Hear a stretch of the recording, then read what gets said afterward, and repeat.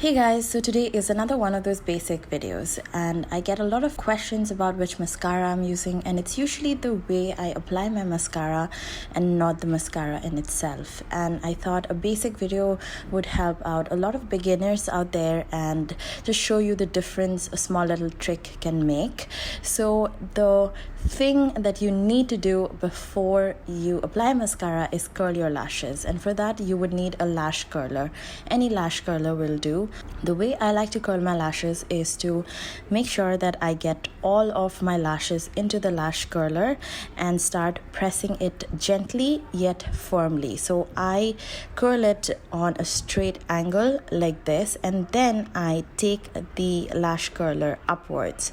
So I start changing the angle slowly. So I keep bringing the base of the lash curler higher and higher and press it firmly. In this way I get this beautiful curl and my lashes are naturally lifted, and this is the step that is going to change the way your mascara looks.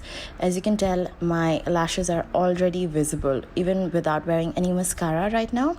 The next important step is to remove all of the excess mascara from the wand, and then slowly start wiggling the mascara wand on the base of your eyelashes. So this way you're going to get a lot of product into the base. It is going to make your lashes look really thick, and then it's also going to separate the edges.